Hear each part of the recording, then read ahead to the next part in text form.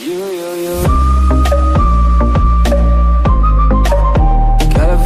dreaming about you. Hey, what is up everyone? My name is Richard. Welcome back to the crypto community. Today I'm going to be doing an update on Lisk. Before I get into it, don't forget to subscribe for more content like this. Okay, so as you guys might have heard, hopefully you've heard, Lisk is doing a big relaunch tomorrow, and this is going to be huge. I'm going to talk about why.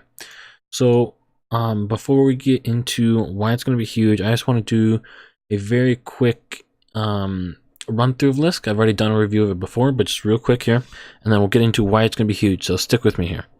Okay, so Lisk is a platform for dApps or decentralized applications.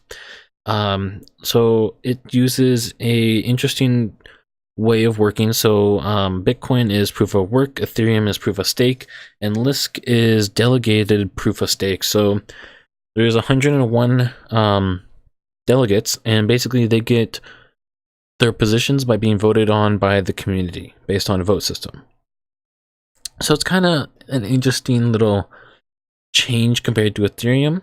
It's supporting JavaScript, which is huge because if you know anything about coding, JavaScript is one of the really top ones up there that people use a lot. So it's really good. It's pretty simple to use. I've used it before, and yeah, they're going to be supporting that.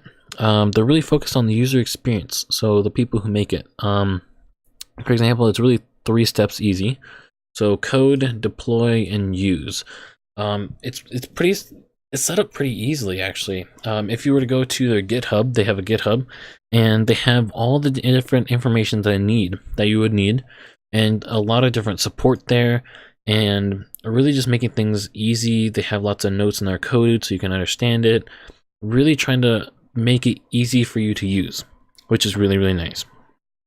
They also make it so then you can edit the blockchain, so everything is out there for the community to see, so you can kind of modify it in a sense and make it your own, and then use that for your dApp. So that's kind of interesting, but it's very community based, and they allow the community to access basically all the information. They're not trying to hide things from us and keep secrets, which is cool. One side effect, or one downfall I'd say, is that their transactions have a fixed fee currently, which is not good. It is 0.01 Lisk, which is, you'd say, oh, that's not huge, but we're looking at $30 here. So,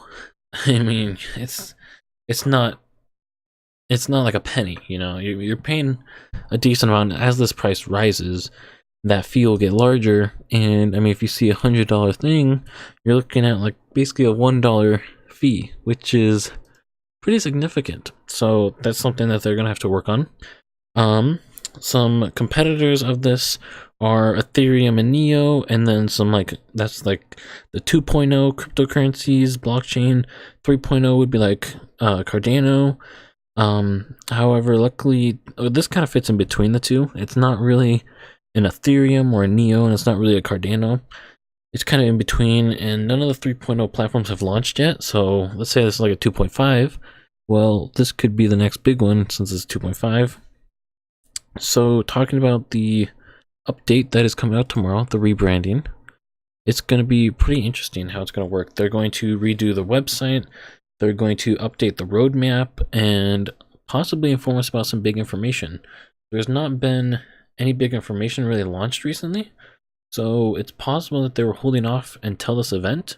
And considering the price is down 4.5%, you're looking at a pretty good buying opportunity. You could see it go up 10% from where it is today for tomorrow. So it's a pretty good buy, and with the potentially big rebranding tomorrow, it's gonna really bump this price up. We could see this price really go up here to 30. I'd say $40 pretty easily within the next week if everything goes how it should go. Now, if they have some disappointment, like before they did rebranding, all the short-term investors were kind of disappointed, and that is because everything was focused on long-term. So all the short-term investors were like, well, all that news is going to be in a year, 6 months, stuff like that. That kind of disappointed everybody. But if it goes well and everybody's pleased, they have some nice short-term stuff and some nice long-term, we could definitely see some really nice 10% up, possibly more. So that's it for today, guys. I will catch you all in the next one.